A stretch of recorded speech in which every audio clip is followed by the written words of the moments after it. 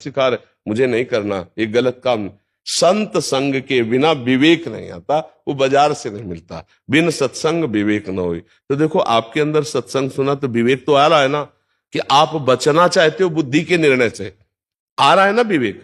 यही विवेक आ रहा है कि आप बचना चाहते हो कि ये बुद्धि ऐसा निर्णय किया और फिर इसके बाद मुझे पश्चाताप होता है कि मैं सही निर्णय क्यों नहीं कर पाया। तो विवेक जागृत हुआ है, लेकिन अभी वो सफल नहीं हुआ है।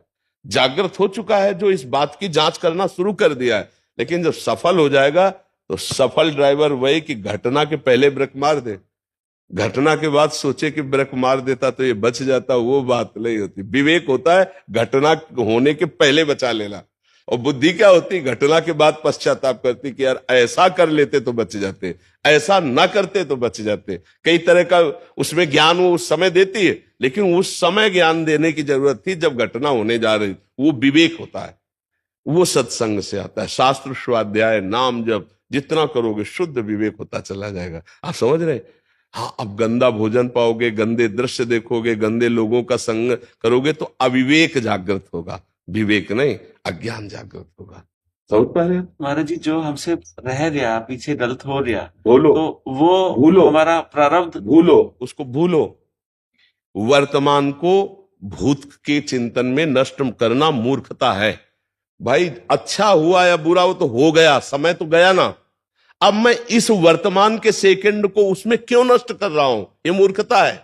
इस समय मैं बोलूं राधा राधा, वो भी ठीक हो जाएगा और आगे भी भविष्य भी ठीक हो जाएगा। वर्तमान को संभालने वाला विवेकी होता है। जो भूत और भविष्य की चिंता में वर्तमान के समय को नष्ट करता है उसे अविवेकी और मूर्ख कहते हैं। पीछे हमसे गलती हो गई, अब हम बैठे बैठे ये समय क्यों उसमें नष्ट कर रहे हैं। ये इतना कीमती समय पीछे जो गलत हो गया उसके चिंतन में नष्ट कर रहे हैं, ये हमारी मूर्खता है। हम इस समय उसको सुधारने के लिए राधा राधा राधा, और वो गलती अब कभी नहीं करेंगे। समझ गया? हम तो हम स्वर पापेभ्यो मोक्षयिष्यामि मा शुचा। हमारी गलती अब जैसे ये कि पीछे मुझे से गलती हुई, वो अज्ञान के कारण हुई कि प्रारब्ध के कारण हुई। तो इसका निर्णय इस तरह देखा जाता है कि प्रारब्ध से भोग सामग्री आएगी, लेकिन भोगना है कि नहीं ये हमारा विवेक काम करेगा। प्रारब्ध से संयोग आ गया, लेकिन भोगना है कि नहीं ये हमारा विवेक काम करेगा। प्रारब्ध से आ गई है लेकिन अधर्म पूर्वक है, मैं उसे नहीं भोगूंगा, खत्म प्रारब्ध। प्रारब्ध बलात् तुमसे नहीं करवा लेगा, वो निर्णय तुम्हारा होगा। प्रारब्ध से संयोग आना होता है। प्रारब्ध से हमारे चोट लग गई, अब उसका दुख है, लेकिन उसके दुख में डूबे या अपने को बचा लें, हमारा विवेक है। नहीं कि प्रारब्ध भोग था, चोट लगनी थी तो लगी गई, भगवान का जैसा विधान था। अब हम उसका निवारण करने की सोचे, औषधि लगवाएं, डॉक्टर से मिले, उसकी चिंता नहीं करनी। राधा राधा राधा, कोई घटना थी निपट गई। प्रारब्ध का संयोग होगा, लेकिन उसको हम भोगे ना भोगे इसके लिए स्वतंत्र है। प्रारब्ध ये नहीं कि बलात् आपसे बोले हमारा पाप कर्म हो रहा है, बोले हमारा प्रारब्ध इसलिए हम भोग रहे, ऐसा नहीं है। प्रारब्ध से भोग का संयोग बनेगा, लेकिन भोगना ना भोगना है तुम्हारी बुद्धि विवेक के अंतर्गत की बात है। समझ रहे? प्रारब्ध ऐसा कोई बहुत बड़ा देवता नहीं है, प्रारब्ध हमारे पूर्व कर्म का संयोग है। बहुत बहुत समझने की जरूरत है, नहीं तो बुद्धि जो है हमको फंसाती रहती कि भाई हमारा संयोग लिखा था, हमारा प्रारब्ध था, इसलिए ऐसा ऐसा नहीं। माना कि प्रारब्ध में वो संयोग है, लेकिन विवेक तुम्हें मिला, कोई पशु नहीं हो। बुद्धिमानी से बचा लो, आगे संस्कार न बिगड़ने पाए। राधा राधा राधा, बच गए। समझ रहे जी? आलोक मिश्र जी। राधा वल्लभ श्री अरविंद महाराज जी। जय जय राधा वल्लभ श्री अरविंद महाराज जी, आपके चरणों में कोटि कोटि प्रणाम। महाराज जी, आपके सत्संग में कुछ बातें सुनी और वो हृदय में बैठ गई, और ऐसा लगता है कि अपना कल्याण इन बातों का आत्मसात करने से ही हो रहा है। अब लो नसानी अब ना नसई हो, भाव कुभाव अनक आलस हूं, नाम जपत मंगल दिशि दस हूं, बारी मथे घृत होए बरु सिकता ते बरु तेल, बिनु हरि भजन ना भवतरी ये सिद्धांत अपेल, सबकी ममता ताग बटोरी मम पद मानही बांधी बर डोरी, और ईश्वर अंश जीव अविनाशी चेतन अमल सहज सुखरासी। महाराज जी, मेरा आगे प्रश्न ये है कि ग्रस्त में रहते हुए देहाभिमान और अहम कैसे गलित हो ताकि भगवत चरणारविंद में अनुराग बढ़े। जब हमारा अंतःकरण मलिन होता है तो अहंकार पुष्ट होता है। जब अंतःकरण निर्मल होता है तो अंतःकरण में ही एक है अहंकार। मन, बुद्धि, चित्त, अहंकार। तो अंतःकरण पवित्र होता है जितना हम नाम जप करेंगे और जितना हम भगवत चर्चा सुनेंगे। इन दो से बहुत जल्दी हमें लाभ मिलता है। तो सत्संग सुन ही रहे हैं आप और नाम जप कर रहे हैं आप, और जितने कर्म कीजिए उनको भगवान को अर्पित कीजिए। एक एक घंटे में, दो दो घंटे में करने के पहले विचार कीजिए, मैं भगवान के लिए कर्म कर रहा हूं। और जो भी कार्य, कोई व्यापार, कोई नौकरी, कोई किसानी, कोई राष्ट्रीय सेवा, सब लगे ही हैं। अपने कर्म को पूजा मानकर भगवान को समर्पित कर दे और नाम जप करे और सत्संग सुने। तो अंतःकरण जहां निर्मल होगा तो अहंकार नष्ट होना। अब किस बात का अहंकार कर सकते हैं अपने लोग? जब ज्ञान से देखो, किस बात का कर सकते हैं? अगर एक रोम टूट जाए तो हम उसे पुनः लगा नहीं सकते हैं, नहीं ना? हाँ, अगर हमारी अवस्था का परिवर्तन हुआ तो मैं जान भी नहीं पाया कि बाल्यावस्था से कब जवानी आ गई। आपे के शरीर में तो आई। तिथि तारीख याद है आपको कि इस तारीख से, इस समय से मैं जवान हुआ। ऐसे बुढ़ापा आ जाएगा, ऐसे मृत्यु का पता नहीं। बताओ, आपको कोई पता नहीं। आप विचार करके देखो, आप पीछे कहां थे आपको पता नहीं, आप आगे कहां जाएंगे आपको पता नहीं, आप माँ के गर्भ में रहे थे आपको याद नहीं, आपकी जवानी कब बुढ़ापे में परिवर्तित हो जाएगी आपको पता नहीं, वो कब मृत्यु में परिवर्तित हो जाएगी कुछ पता। बताओ, आप बिल्कुल असमर्थ हैं। आप देखो ना, आपका परिवार कौन कहां से आया आपको पता नहीं, कब कहां कौन जाएगा आपको पता नहीं। जिसको जाना है उसको रोक नहीं सकते, जिसको आना है उसको रोक नहीं सकते। मतलब आप हैं क्या? जब आप गौर से देखोगे तो आपको एक लगेगा एक यंत्र है, कोई चला रहा है। जैसे यंत्र को कोई चला रहा है, ऐसे आपको चला रहा है कोई। तो भगवान ने गीता जी में कहा, यंत्रारूढ़ानि मम माया। जैसे बिजली के यंत्र में चला वो नाच रहा है, ऐसे मेरी माया के यंत्र में। अब मुझे माया का यंत्र नहीं बनना, अब मुझे भगवान के हाथ का खिलौना बनना है। तो ये अहंकार जब भगवान के चरणों में समर्पित हो जाता है तो देखता है कि स्वयं भगवान मेरे हृदय में बैठकर बुलवा रहे हैं, वैसी क्रियाएं करवा रहे हैं, वही मेरी उन्नति का कारण है, मैं कहीं किंचन मात्र नहीं हूं। तो उसका अहंकार भगवान में समर्पित हो जाता है। और ये समर्पण होता है सत्संग से और भजन से। जैसे हमको किसी बात का अहंकार हो, किसी भी बात का, तो हमें बताओ, आपका शरीर ऐसा है, आपने बनाया है क्या? विचार करो, आपने बनाया है क्या? जैसा भगवान को कर्म के अनुसार रुचा वैसा बना दिया कि नहीं बना दिया? आपको भगवान ने जितनी बुद्धि दी उतनी ही तो है। आप और विवेकवान हो सकते थे या आप बिल्कुल मूर्ख हो सकते थे। भगवान ने आपको जितनी दी उतने से काम चल जाएगा अपना। तो भगवान की दी हुई मुझे बुद्धि मिली है, भगवान के दिया हुआ तन मिला है, भगवान का दिया हुआ धन मिला है। मान लो आप बहुत बड़े खरबपति के यहाँ पैदा होते, लेकिन आपको भगवान ने जितना चाहा उतना धन दिया ना, कर्म के अनुसार उतनी बुद्धि दी, तो आप कहीं स्वतंत्र तो आप दिखाई नहीं दे रहे। देखो इस समय, देखो आप कहीं स्वतंत्र हो क्या? तो अभिमान किस बात का? जितनी भगवान ने बुद्धि दी उतना है, बोले बहुत दी है तो बहुत उन्होंने दी है, छोटी दी है तो उन्होंने दी है। तो हम अभिमान किस बात का करें? नाम तन का कर सकते हैं, नाम बुद्धिमानी का कर सकते हैं, और नाम धन का कर सकते हैं। जितना चाह है अपने अंदर उतना हमें कहाँ मिल रहा है, और जितना मिलता जाएगा उतनी चाह बढ़ती चली जाएगी। हम असमर्थ ही नजर आ रहे हैं, कहीं हम समर्थ नहीं है कि हम चाह करें हम उतना पूर्ण हो जाए। तो हम जहां चाह करते हैं 100 की, अगर वो मिल गया तो 1000 की चाह खड़ी हो जाती है। तो हम पहले तो 100 की चाह कर रहे थे, अब 900 की चाह होने लगी, जब 1000 की चाह, फिर 10,000, फिर लाख, वो बढ़ता चला जाता है। इसका मतलब हम असमर्थ हैं। तो समर्थ कौन है? नाथ अनाथों के समर्थ भगवान समर्थ है। नाथ अनाथन हित समर्थ मोहन श्री राधा प्रिया प्रीतम समर्थ है। तो हमारा अहंकार नष्ट हो जाएगा जब हम ज्ञान से देखेंगे कि कुछ नहीं कर सकते हम। एक रोम भी अगर झड़ जाए तो उसे पुनः लगा नहीं सकते हैं। हमारी सामर्थ्य नहीं है, हमारी सामर्थ्य नहीं है। जो कुछ हमारे में सामर्थ्य है भगवान के दिए हुए है। अब अहंकार नहीं आएगा। जब हम अपनी पर्सनल सामर्थ्य समझते हैं तो अहंकार आ जाता है, जब महान की सामर्थ्य समझते हैं तो दैन्यता आ जाती है, अहंकार नहीं होता। जैसे हनुमान जी में भगवान की सामर्थ्य है, किंचन मात्र अहंकार नहीं, महाबली है, महान ज्ञानी है, नहीं। और जब वो अपनी बात कहते हैं तो विभीषण जी से कह रहे असमय अधम सखासुन मोह पर। क्या बात है, देखो ये अहंकार रहित बात है। और भगवान का बल है उनमें, जेगिर चरण दे हनुमंता चले उस गप पाताल। सामर्थ्य ऐसी है। और ज्ञानियों में परम ज्ञानी है, नहीं है? ज्ञानी नाम अग्रगण्यम बुद्धिमत आपके ही वचन सुने हैं जी कि सुमिर पवन सुख पावन नामो अपने बस कर राखे रामो। जी। नाम में वो सामर्थ्य है। हाँ, नाम में सामर्थ्य। तो वो नाम जपने की शक्ति भी भगवान देते हैं, प्रेरणा भी भगवान देते हैं, भाव भी भगवान देते हैं, और नाम रूप से आके हमारी जिह्वा में। तो नाम जब चल रहा है तो भगवान की कृपा से चल रहा है। अहंकार का तो मुझे कहीं भी स्थान नहीं दिखाई देता। जब ऑपरेशन करो तो अहंकार का कहीं स्थान नहीं दिखाई देता है। हाँ, गंवारपने में अहंकार होता है, मूर्खता में नहीं। सही पूछो तो अहंकार नहीं है। किस बात का हम अहंकार करें? हमारे पास जो कुछ है वो भगवान का दिया हो, तो अहंकार कैसे करें? मानो जैसे हमने आपको कोई वस्तु दी है तो वो वस्तु आप प्रयोग करो, अहंकार थोड़ी कर सकते हो। आप उसके मुनीम हो, मालिक तो भगवान है। नाथ सकल संपदा तुम्हारी। मैं सेवक। तो इसमें अहंकार नहीं रहेगा। नाम जप करते रहो, सत्संग सुनते रहो, तो ऐसा ज्ञान, सत्संग से विवेक होता है, और विवेक से अज्ञान का नाश होता है। अज्ञान में ही अहंकार होता है। होए विवेक तो मोह भ्रम भागा। तो विवेक कहां से होता है? बोले बिन सत्संग विवेक न होई। और सत्संग कहां से मिलता है? राम कृपा बिल सुलभ। तो अब इसमें कहीं अहंकार है ही नहीं।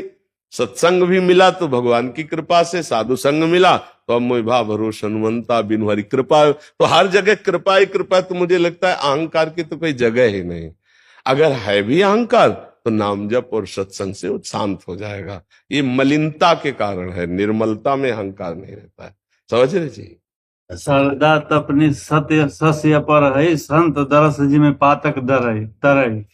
महाराज जी, संत का दर्शन करने से पातकी आदमी टर जाता है, लेकिन समाज में विशुद्ध संत की पहचान कैसे की जाए? जिनके दर्शन मात्र से हृदय में हमारे विकारों की स्मृति आने लगे कि मैं बहुत नीच हूं, पामर हूं, मेरे से ऐसी ऐसी गलतियां हुई, जिनके देखने से हमारे हृदय में एक आंतरिक शीतलता भी उदय हो कि आज मैं नियम लेता हूं कि भगवान का भजन अब करूंगा, कोई गलती अपने आप आपके अंदर शुरू हो जाए। जिनके दर्शन और संभाषण मात्र से हृदय का परिवर्तन होना शुरू हो जाए। संत को पहचानने के लिए पहली बात तो संत ही होना पड़ेगा, तभी आप पहचान सकते हैं। लेकिन साधारण पहचान, जिनके दर्शन मात्र से हृदय में एक आंतरिक शीतलता और जलन दोनों होनी चाहिए। एक जलन कि मैंने बहुत व्यर्थ में समय नष्ट किया, मैंने बहुत बुरा किया, अब लो नशानी, अब ना नशई हो, ये संत के संग से अपने आप आने लगेगा। जिनके संग मात्र से भगवत चिंतन की वृत्ति बढ़े और असत चिंतन जो मैंने किया उसकी जलन आने लगे और उसके त्याग की भावना जागृत हो। और जिनके देखने से ऐसा लगे कि मैंने देखा तो पहली बार है लेकिन लग रहा है ये मेरे हैं। मैंने बहुत बार ऐसा लगता है इनको देखा है लेकिन देखा पहली बार है, पर ये कोई अपने से लग रहे हैं। जिनके वचन सुनने से संशयों का नाश हो जाए, जिनकी संगति से भगवत नाम जपने की स्मृति की भावना जागृत हो जाए, वो भगवान के प्रेमी जन है। बाहरी बात, आंतरिक तो जैसे विद्यार्थी अपने टीचर को नहीं जान सकता कितना ग्रेजुएट है, कोई टीचर ही टीचर को जान सकता है कितना ग्रेजुएट है। ऐसे ही भगवान और भगवान के जो प्रेमी जन है वो स्वयं जना दे तो जान जाओ, या उस कोटि के संत हो जाओ तो जान जाओ। सोई जाने जे देह जलाई, जानत तुम्हें तुम्हें, पर इत्र की खुशबू दबाए नहीं दबती प्रभु। ऐसे संत का प्रभाव दबाए नहीं दबता। अगर थोड़ी भी बुद्धि शुद्ध है तो सामने बैठने पर पता चल जाएगा। सिंह और भेड़िए का अंतर अपने आप समझ में आता है। समझ में आता है ना? नहीं आता समझ में? नकली और असली नोट एक जैसा ही होता है, लेकिन पहचान वाला सेकंड नहीं लगाता है। सेकंड में पता चल जाता है नकली है कि असली है। इतना तो भगवान तुम्हें ज्ञान दिए ही है। ये तुम्हारी बुद्धि से तुम्हें देखने से ही पता चल जाएगा कि यहां भगवान का प्रकाश है या पाखंड का प्रकाश है, यहां भगवान का प्रकाश है या माया का प्रकाश है, यहां नौटंकी नाटक है या भगवान की दिव्यता है। इतना तो पता चल ही जाएगा। अगर आंख ना हो तो भी पता चल जाएगा, क्योंकि उसके परमाणु होते हैं। अगर नहीं पता चल रहा है तो नाम जप करो, फिर पता चल जाएगा, क्योंकि हृदय बहुत मलिन है इसलिए नहीं पता चलेगा। अगर नाम जप करो तो अपने आप पता चल जाएगा। जैसे हनुमान जी महाराज को देखकर विभीषण जी, और विभीषण जी को देख के हनुमान जी, जे ही हनुमान जी को देखा तो कह रहे मोरे हृदय प्रीति अति होई, नहीं कि तुम राम दीन अनुरागी, आयो मोय करन बड़ भागी, कि तुम हरिदासन मां कोई, मोरे हृदय प्रीति अति हुई।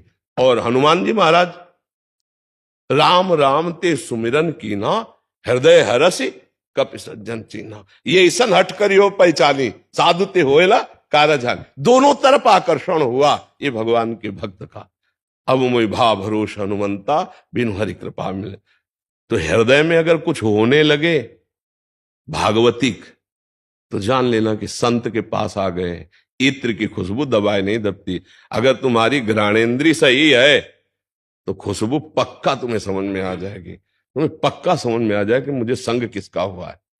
आज मैंने संत दर्शन किया या पाखंड दर्शन किया है, ये खुद समझ में आ जाएगा। अगर थोड़ा भी हृदय शुद्ध है तो अपने आप समझ में आ जाए, और नहीं शुद्ध है तो अमोघश्च जाओ। कुछ समय बाद तुम्हें पता चल जाएगा कि तुम्हारे जीवन का परिवर्तन शुरू हो गया है। तुम्हारे जीवन का परिवर्तन ना हो जाए तो फिर संत कैसा। या तो तुम्हारा अंतःकरण बहुत ही निगेटिव नकारात्मक सोच वाला है, 2-4 बार जरूर दर्शन करे उस संत के तो परिवर्तन हो ही जाएगा। और नहीं तो एक बार दर्शन का देवर्षि नारद जी कह रहे हैं, मात संगस्त दुर्लभ हो आगम्यो पर अमोघश्च। आज नहीं तो कल तुम्हें अनुभव हो जाएगा कि मेरे जीवन का परिवर्तन हुआ उस जगह से जहां मैं अनजाने में उस संत से मिला। मेरा कोई श्रद्धा विश्वास नहीं था, पर मेरा परिवर्तन शुरू हो गया। संत जीवन को परिवर्तित कर देना। बड़े भाग पाइप सत्संगा और बिना प्रयास होई भव भंगा। बिना प्रयास तुम्हारा परिवर्तन शुरू हो जाएगा, और एक का नहीं लाखों का परिवर्तन शुरू हो जाएगा। लाखों का नहीं पूरे विश्व का परिवर्तन हो जाएगा। भगवान के प्रेमी भक्त में सतरति सतरति सा लोकान तारयति, लोक के लोक को पावन कर देता है। यार दीपक और सूर्य का प्रकाश अपने आप अंतर नहीं बताता क्या? सूर्य उदय होने के पहले ही समस्त घरों का अंधेरा नष्ट हो जाता है, बाहर की तो बात जाने दो, और सूर्य उदय हो जाए फिर अंधकार रह जाए। क्या संत दर्शन के लिए किसी प्रमाण की जरूरत पड़ेगी? मुझे तो नहीं लगता। अगर आंखें हैं दिमाग है तो आपका तुरंत दिमाग हृदय कहेगा कि मैं जो खोज कर रहा था वो मिल गया। अगर नहीं है तो हर बार अंदर उत्तर आएगा कि नहीं गलत, नहीं गलत।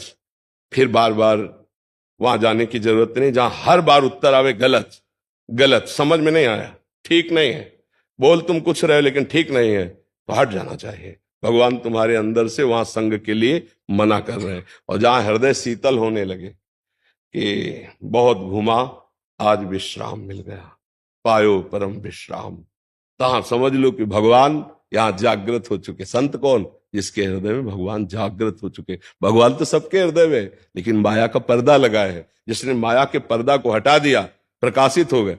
तो जैसे घर में प्रकाश हो जाए तो झरोखों से पता नहीं चलता, ऐसे वाणी दृष्टि तन मन ये झरोखे उससे पता चलता है कि इसके अंदर जागृत है सो रहे। विषयी पुरुष की दृष्टि और संत की दृष्टि, विषयी पुरुष का चेहरा और संत का चेहरा, विषयी पुरुष की वाणी और संत की वाणी। भेष से नहीं, इनसे पहचाना जाता है। वाणी में पावर क्या है, दृष्टि में पावर क्या है, चेहरे का आकर्षण क्या हो रहा है। एक भागवती का आकर्षण होता है जहां भगवान जागृत हो जाते हैं। ये बाहरी बात है, आंतरिक तो स्थिति पहचानी जाती है। जब तक स्थिति लगे तो स्थिति कैसे जान जाओगे? डॉक्टर ने तो डॉक्टर को कैसे जान जाओगे? मास्टर ने तो मास्टर को कैसे जान जाओगे? ऐसे संत को तो भगवान जनावे सभी जान पाओगे, नहीं सोई जाने जी देव जनाई। और उनको जान गए तो वही हो जाओगे, पक्का वही हो जाओगे। अगर संत मिल गए तो संत बनना ही पड़ेगा, चाहे पैजामा कुर्ता में रहो, तुम्हारा स्वभाव साधु हो जाएगा। साधु आजीवन के लिए गलत आचरण छूट जाना और भगवान के प्रति स्वाभाविक आकर्षण हो जाना, ये संतों का सहज प्रभाव होता है। सहज प्रभाव होता है। समझ पाए आप? इसमें कोई संशय? जी जया शुक्ला जी। जी गुरुदेव भगवान दंडवत प्रणाम। गुरुदेव, बुद्धि को आपके बताए हुए ज्ञान याद हो गया है और सत्संग की बातें भी हृदय में रहती है। सही समय पर ये बातें सामने भी आ जाती हैं, परंतु इन्हें आचरण में कैसे प्रयोग में लाने के लिए नाम बल चाहिए। अगर नाम बल नहीं तो आप सब जानते हो, लेकिन प्रयोग नहीं कर सकते। उसके लिए अध्यात्म बल चाहिए, अध्यात्म शक्ति चाहिए। हम जानते हैं गलत है, नहीं करना चाहिए, फिर भी हमारा मन बलात् हमसे गलत करवा रहा है। इसका कारण हमारे अंदर भजन शक्ति नहीं है। इसीलिए हम बार बार सबसे कहते हैं कि नाम जप करो, नाम जप करो, राधा राधा राधा राधा, हर श्वास में नाम जप करो। बिना नाम जप के आप जानकार हो, प्रयोग नहीं कर सकते अध्यात्म का। अध्यात्म का आपको ज्ञान है कि ऐसे से ऐसा होना चाहिए, ऐसे से ऐसा, मैं शरीर नहीं हूं। अध्यात्म का ज्ञान है, ये पाप है, नहीं करना चाहिए, लेकिन कुछ भी अनुभव नहीं होगा जब तक भजन नहीं होगा। बिल्कुल विश्वास कर लो। बारी मथे घृत होए बर सिकताते बर तेल, बिनु हरि भजन न भवतरी या सिद्धांत पेल। जब तक नाम जप नहीं करोगे तब तक आप में आध्यात्मिक बल नहीं आएगा। और आध्यात्मिक बल उसे कहते हैं, ये नहीं करना चाहिए तो नहीं होगा, ये होना चाहिए तो होगा। कोई संशय नहीं, कोई भी उत्साह में कमी नहीं। एक सूरवीर योद्धा की तरह कदम आगे बढ़ाता चला जाता है परमार्थ में, वो होता है नाम जापक। अब भजन के बिना बातों से तो माया पर विजय प्राप्त नहीं की जा सकती। माया यही है, हमें भ्रमात्मक भोगों में फंसाती है। और भक्ति ज्ञान और जो भगवान नाम जप, ये हमको उससे हटाता है। देखो कितने ऐसे जवान जवान भाईजन हैं जो आकर के बोले कि हमने शराब छोड़ दिया, व्यभिचार छोड़ दिया, गंदे आचरण छोड़ दिए, ऐसे ऐसे। क्या हुआ? क्या सत्संग के शब्दों के पावर ने उनके अंतःकरण का परिवर्तन कर दिया। अब मैं नाम जप कर रहा हूं, ये बहुत बड़ी बात हुई। अब नाम जप करते हुए वो भगवान के मार्ग की तरफ आगे बढ़ जाएंगे। तो हमें लगता है कि ये जो हमारी जानकारी है ये तब तक सफल नहीं होगी जब तक हम भजन नहीं करेंगे।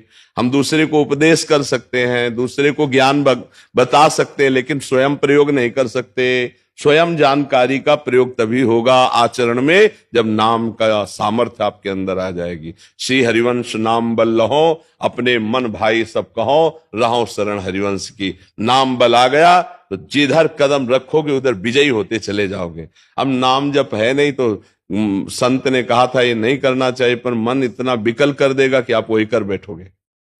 नाम जप है तो आप सब, पर नाम जप करना कठिन, करके बचाना कठिन, बचा के पचाना कठिन। नाम जप हो रहा है, अगर वैष्णव की निंदा कर दी तो नाम जप का प्रभाव शून्य। नाम जप हो रहा है, तुम्हारे मन में आए इतने दिन तो हो गए, हमें लगता है कहीं फल स्तुति मात्र हो, हमें लगता है अर्थवाद मात्र है क्या, नाम का प्रभाव खत्म।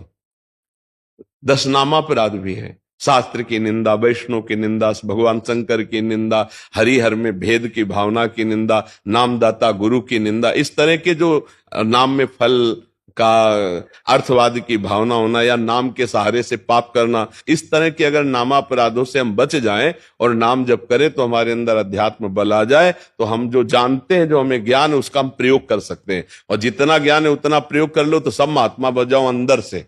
सबको ज्ञान है नहीं। आत्मना प्रतिकूलानी परेशान न समाचरित, जो हमें अच्छा नहीं लगता हम दूसरों के साथ व्यवहार न करें। जैसे हमारी कोई बहन बेटी को ताके तो अच्छा लगेगा क्या, तो हम किसी की बहन बेटी को न ताके। आप आत्मना प्रतिकूलानी परेशान न समाचरित, आप स्वयं जो नहीं चाहते हो दूसरे के साथ व्यवहार न करें। आपके शरीर को कोई काटे तो अच्छा लगेगा क्या, नहीं, तो आप दूसरे का मांस क्यों खाते हैं। आपके शरीर को कोई काट के खाना चाहे तो आपको अच्छा नहीं लगता, तुम दूसरे के शरीर को।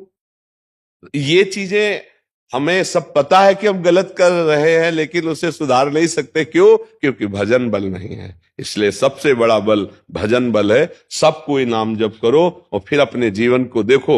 ई परलोक सकल सुख पावत, मेरी सो भैया कृष्ण गुण संत। इस लोक में भी आनंद और शरीर छूटने के बाद भी आनंद, जिसके पास नाम रूपी परम धन है। नवरीत जी पंजाब से। राधे राधे श्री हरिवंश। राधे राधे महाराज जी, श्री हरिवंश। महाराज जी मेरा सवाल है कि गुरुजी आप कहते हो कभी किसी के दुख का कारण नहीं बनना चाहिए, लेकिन कई बार ऐसा होता है कि कई लोग होते हैं जो हमारे होने से दुखी होते हैं। ऐसे में क्या हमें नहीं, जगह जाना मेरे चाहिए? प्रयास में किसी को दुख नहीं होना चाहिए। कोई अपने चिंतन से या अपने आप दुखी हो रहा है तो उसके लिए हमारे पास कोई औषधि नहीं है। हम किसी को वचन से, अपनी चेष्टा से दुख नहीं देना चाहते। अब कोई अपने आप ईर्ष्या करके जले, कोई अपने आप अपनी दुख भावना करे, तो उसके लिए तो उसको सुधरना होगा ना। हमारी कोई चेष्टा नहीं होनी चाहिए। हम भगवत मार्ग के पथिक हैं। अगर हमको कोई गाली भी देता है तो हम यही चाहेंगे कि भगवान उसकी बुद्धि शुद्ध हो, वो स्वस्थ रहे, वो कभी दुख ना पावे। लेकिन अब वो बुरे स्वभाव का है, अपने बुरे स्वभाव के कारण दुख भोग रहा है, अब उसमें हम क्या कर सकते हैं। तो हमारा उद्देश्य समझ रहे हैं आप कहने, हम अपने चेष्टा से किसी को दुखी, अब वो अपने स्वभाव से सोचकर दुखी हो रहा है तो अब ये उसका कर्म है, उसका भोग है, उसमें हमारे द्वारा तो कुछ नहीं होगा ना। बस ये बात सुनो। इससे गुरुजी कोई पाप तो नहीं लगे? नहीं, क्यों, ऐसा क्यों। संसार है, वो अपनी सोच है, उसकी सोच है, उसको सोच दुख दे रहे। देखो सही बात मानो, कोई किसी को सुख दुख नहीं देता है। पहली बात तो हमारे पूर्व के कर्म है, उस कर्म से ऐसा संयोग हो जाता है। जैसे इतने पुत्र होते हैं ऐसे कि वो जन्म से लेकर के और जब तक वो सुख ही देते रहते हैं। कोई ऐसे होते हैं जन्म से लेकर के और पूरे जीवन भर दुख ही देते रहते हैं, क्योंकि वो आए हैं अपने कर्म का हिसाब लेने, अपने कर्म का हिसाब देने। अब एक व्यक्ति मिलता है अचानक इतना कड़ुआ व्यवहार करता है, छाती जलने लगती है। एक व्यक्ति मिलता है इतना मीठा व्यवहार करता है कि बार बार उसकी याद आती है, अनुकूलता और प्रतिकूलता। तो उस व्यक्ति से हमारा कोई कर्म का संयोग है, वो मृदु व्यवहार कर रहा है, कोई कर्म का संयोग है, कटु व्यवहार कर रहा है। ये कुछ कर्म की ऐसी लीलाएं होती हैं और कुछ स्वभाव की लीलाएं होती हैं। एक आदमी है जो सर्पवत स्वभाव का है, चाहे जितना आप अमृत भरे वचन बोलो, चाहे जितना व्यवहार करो, वो विष ही उगलेगा। वो अपने स्वभाव के अनुसार व्यवहार करेगा, कड़ुआ ही व्यवहार करेगा। तो अपने को कोई कड़ुआ व्यवहार करे तो दुखी नहीं होना, सह जाना है। अपने से कोई कड़ुआ व्यवहार किसी के लिए करना नहीं है। ये हमारा अध्यात्म शिक्षा देता है, इसी में बहुत आनंद रहता है। अगर हम ऐसे व्यवहार में देखें तो प्रतिपल लड़ाई झगड़े की संभावना है। नहीं, आप देखो घर गृहस्थी में नहीं, अगर सहनशील नहीं होगे तो आपकी गृहस्थी भी ठीक से नहीं चल पाएगी। तो हमको सहनशील होना है। दूसरा हमारे साथ कड़ुआ व्यवहार कर रहा है, भगवान देख रहे हैं। यदि मेरा कोई प्रारब्ध भोग है तो मैं सह रही हूं, तो वो नष्ट हो रहा है। और अगर प्रारब्ध भोग नहीं हो, मैं सह रही हूं, तो उसका सुधार होगा, वो भगवान करेंगे। हमको बहुत सावधान रहना है, हमारे द्वारा कोई कटु व्यवहार ना हो, ऐसा प्रयास करना है। अगर हो जाता है तो हम फिर उसका सुधार करते हैं, पर प्रयास करना है। एक चीज और ध्यान रखनी है, सहने की एक सीमा होती है। अगर कोई सीमा उल्लंघन करके, तो फिर या तो बड़े जनों का सहारा ले या कानून का सहारा ले, तो उस समय क्षमा काम नहीं करेगा। नहीं, एक क्षमा की एक सीमा है। गृहस्थी में, शरीर की मर्यादा में एक सीमा है कि कोई उल्लंघन मर्यादा का कर रहा है तो एक सीमा तक, सीमा के आगे तो तत्काल बड़ों का सहारा, कानून का सहारा तत्काल, उसमें फिर क्षमा नहीं तो आज क्षमा कर दिया, कल वो और उपद्रव करेगा। समझ, एक सीमा तक तो ठीक है, सीमा के बाहर फिर आप कोई सन्यासी नहीं है, आप एक गृहस्थ धर्म में है। जैसे सन्यास में असीम क्षमता है। अब मान लो ये शरीर है, कोई पीट रहा है तो उसे भगवान का विधान मान करके चुपचाप सहन कर लिया गया। लेकिन अब जैसे आप गृहस्थ में हैं, तो आपको ऐसा नहीं करना। अगर आज उसने हाथ उठा दिया है तो कल वो कोई खतरा पैदा करे, इससे पहले कानून में रिपोर्ट करो, अपने बचाव पक्ष को करो, क्योंकि आप कोई साधु महात्मा नहीं है, आप गृहस्थ में चलकर धर्म का अनुष्ठान कर रहे हैं। तो आपका मानो स्त्री शरीर है, आज देखा कि आज कोई गंदी हरकत जो क्षमा करने लायक नहीं है, तो आप बिल्कुल उसको रास्ता मत दीजिए, क्षमा मत कीजिए, उसके ऊपर ऑब्जेक्शन कीजिए। अगर आप क्षमा करते हैं तो कल का उसका दूसरा स्वरूप हो जाएगा। बस समझ रहे ना? तो अध्यात्म को अच्छी तरह से समझना है। आपके धर्म मर्यादा के विपरीत जितना सहन किया जा सकता है उतना तो ठीक है। जब ये समझ में आ गया, अब हमारे धर्म पर बात आ गई, हमारी मर्यादा इज्जत पर बात आ गई, हमारे राष्ट्र पर बात आ गई, हमारे इष्ट पर बात आ गई, फिर नहीं सहन करेंगे। आप इस बात को समझना कि ऐसा ना हो कि समझ अगर नहीं होगी तो फिर ठीक नहीं समझ पाओगे। एक सर्प था तो लोगों को काटता, तो गांव के लोगों ने, देवर्षि नारद जी निकले, कहा आप सिद्ध पुरुष हो, इसको मना कर दो। तो सर्प से कहा आज के बाद काटोगे नहीं, अगर काटे ना तो तुम्हारे सर के 100 टुकड़े हो जाएंगे। डर गया, उसने नहीं काटा। अब जो निकले सो ईंट पत्थर डंडा ऐसे। दूसरे दिन नारद जी निकले तो बोले तुम्हारी हालत कैसे? बोले आपने किया है। बोले क्यों? और बोले जब काटता नहीं तो जिसको देखो डंडा मार रहा है, हमको खिलौना समझे। बोले फुसकारने को मना किया था क्या? काटना नहीं, लेकिन फुसकार डबल दे लिए तो दूर रहेगा ना। तो अगर फुसकार छोड़ दिया तो आपको परेशान हो जाए। काटो मत, फुसकार रखो। समझ रहे हैं? मैं अपनी धर्म मर्यादा की रक्षा के लिए, अपने गृहस्थ धर्म की रक्षा के लिए, अपने शरीर रक्षा के लिए हमको इतना फुसकार रखनी है कि दूसरा जल्दी कोई नजदीक ना आने पावे। नहीं तो आप कहोगे साधु महात्माओं के उपदेश ने हमको, नहीं, संत महात्माओं के उपदेश को आंतरिक भावों को समझना है। एक बार एक संत ने उपदेश किया शिष्य को, सर्वत्र भगवान है, ऐसी बुद्धि रखो। ठीक है। वो जा रहे थे तो हाथी एक पागल था। महावत ने कहा, हट बाबा जी हट जा, हाथी पागल है, मार देगा। गुरुजी ने कहा था सब में भगवान है। और वो हाथी सूंड में लपेटा, ऐसा मारा कि उसकी रग रग जो है।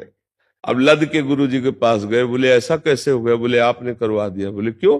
कहा था सब में भगवान है। तो बोले हाँ सब में भगवान है। तो बोले वही तो हम भी कह रहे हैं, हमने भी कहा कि हाथी में भगवान। तो बोले किसी ने रोका नहीं? बोले वो महावत तो पहले ही रोक रहा था हाथी। तो बोले हाथी में भगवान देखा, महावत में भगवान नहीं देखा। भगवान मना तो कर रहे थे कि हाथी पागल है, दूर हट जा। तो ऐसे संतों की बात को समझे।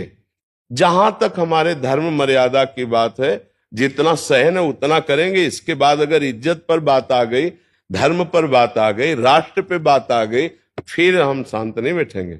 जैसे मान लो आप हमें, तो एक मर्यादा में हम सहेंगे, लेकिन आप हमारे इष्ट की निंदा करो, आप हमारे गुरु की अवहेलना करने लगो, आप हमारे धर्म की निंदा करने लगो, फिर हमारा रूप दूसरा हो जाएगा।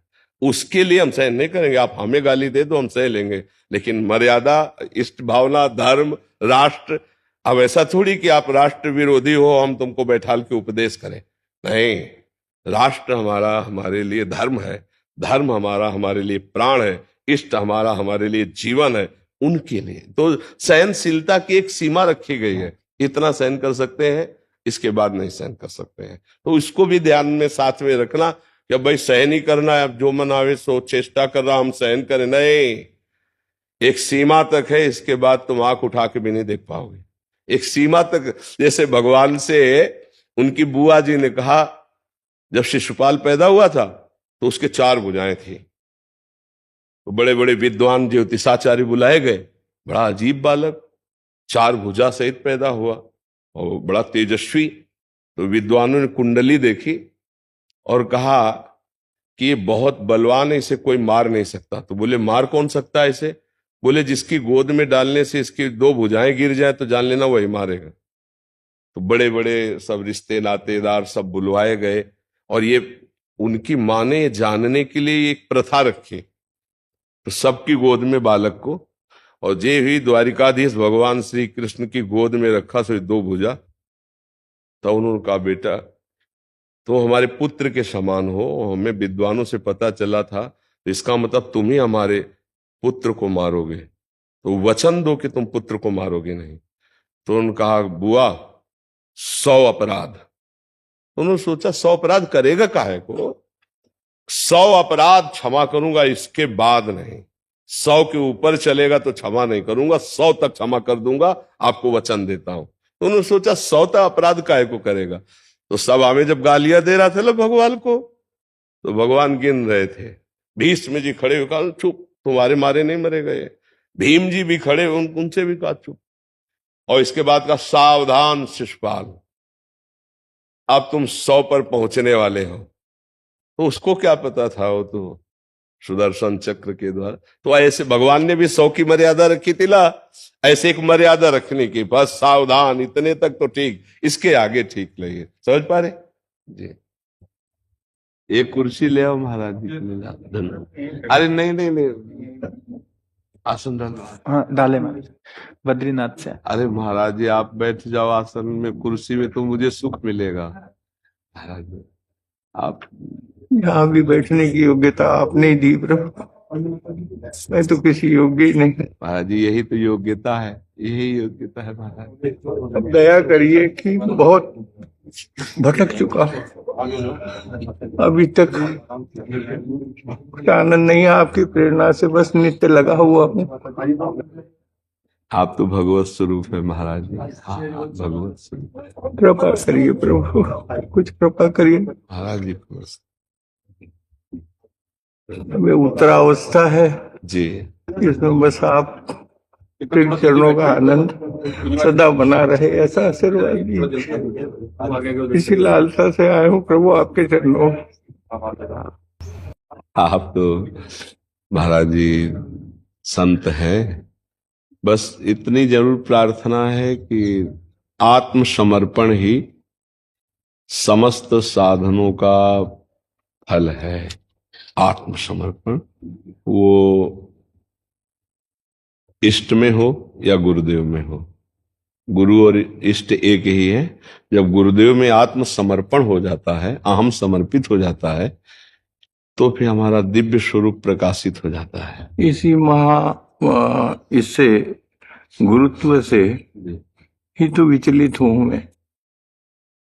यानी इतना शुरू से ये रहा कि कहीं भी जैसे आपके सत्संग में सुनता हूं कि यहाँ से समर्पण होता है, वो कहीं हुआ ही नहीं। हाँ माँ, कोई प्राप्ति ही नहीं हुई। हाँ, ये समस्या तो बहुत मतलब विचित्र समस्या है कि साधक फिर अशांत हो जाता है। बहुत अशांत हूँ प्रभु, और 87 साल की उम्र हो रही है।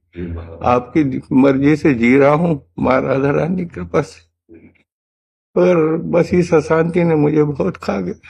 मैं नहीं चाहता, केवल जाप नाम जब तो केवल आपकी प्रेरणा से शुरू से हुआ है। सालों से आपकी कैसेट जब से सुनता हूँ, सत्संग रोज सवेरे शाम, बहुत आनंद मिलता है प्रभु, बहुत शांति मिलती है। उसी प्रेरणा से मैं जाप में भी लगा हुआ हूँ। तो अब आप चिंता फिर मत कीजिए, जो हमारा स्वरूप है